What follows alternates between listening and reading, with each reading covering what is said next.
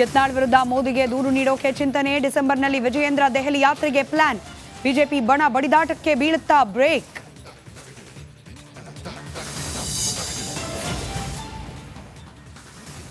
ನಾನು ಜೆಡಿಎಸ್ ಪಕ್ಷದಿಂದ ದೂರವಾಗೋಕೆ ಸಿದ್ಧ, ಆದರೆ ಸಾರ್ವಜನಿಕವಾಗಿ ಅವಮಾನ ಮಾಡಬೇಡಿ. ಜಿಟಿ ದೇವೇಗೌಡರಿಗೆ ಸಾರಾ ಮಹೇಶ್ ಮನವಿ.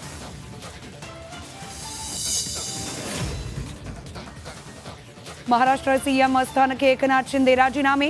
ಮುಂದುವರದ ಸಿಎಂ ಕುರ್ಚಿ ಕುತೂಹಲ, ಎಂದೇ ಬಗೆಹರಿಯುತ್ತಾ ಗೊಂದಲ.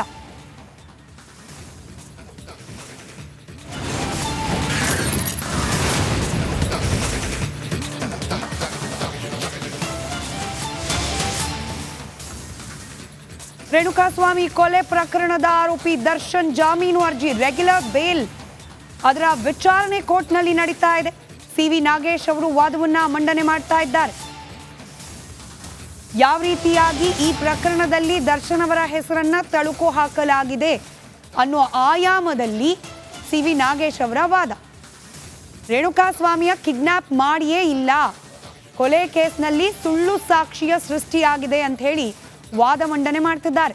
ಪೊಲೀಸ್ ತನಿಖೆಯ ಮೇಲೇನೆ ಸಿವಿ ನಾಗೇಶ್ ಗಂಭೀರ ಆರೋಪ ಮಾಡಿದ್ದಾರೆ.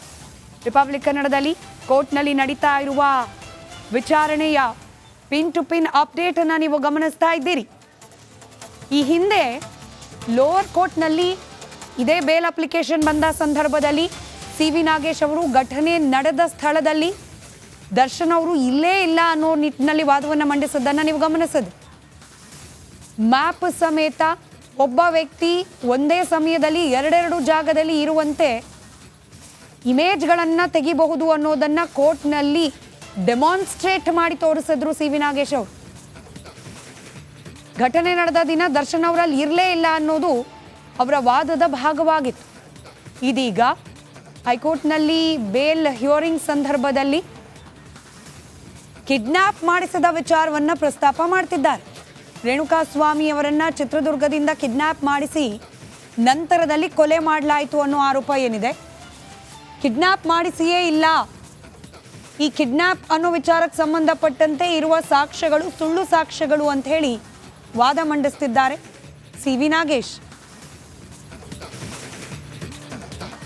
ಕಿಡ್ನಾಪ್ ಮಾಡಿದ್ರು ಅಂತ ಹೇಳಿದ ದಿನ ರೇಣುಕಾಸ್ವಾಮಿ ಅವನಾಗೆ ಬಂದಿದ್ದಾನೆ, ಅವನೇ ಬಿಲ್ ಕೊಟ್ಟಿದ್ದಾನೆ, ಅವನೇ ಮದ್ಯ ಕೊಡಿಸಿದ್ದಾನೆ. ಪೊಲೀಸ್ ತನಿಖೆಯ ಬಗ್ಗೆ ಸಿವಿ ನಾಗೇಶ್ ವ್ಯಂಗ್ಯವಾಡಿದ್ದಾರೆ. ನೈಲಾನ್ ಹಗ್ಗ ಕೊಂಬೆ ಕೊಲೆಗೆ ಸಾಕ್ಷ್ಯ ಆಗುತ್ತಾ? ಪೊಲೀಸರು ಹೇಳಿದ ಎಲ್ಲ ಸಾಕ್ಷ್ಯಗಳು ಸುಳ್ಳು ಅಂತ ಹೇಳಿ ವಾದ ಮಂಡಿಸ್ತಿದ್ದಾರೆ. ಪೊಲೀಸರ ತನಿಖೆಯ ಬಗ್ಗೆ ಸಿವಿ ನಾಗೇಶ್ ವ್ಯಂಗ್ಯವಾಡ್ತಿದ್ದಾರೆ. ಕೊಲೆಯ ಸಾಕ್ಷಿ ಅಂತ ಹೇಳಿ ಅವ್ರು ತೋರಿಸಿರೋದೆಲ್ಲ ಅವರೇ ಸೃಷ್ಟಿ ಮಾಡಿರುವಂತಹ, ಅಂದರೆ ಪೊಲೀಸರು ತನಿಖಾಧಿಕಾರಿಗಳೇ ಸೃಷ್ಟಿ ಮಾಡಿರುವಂತಹ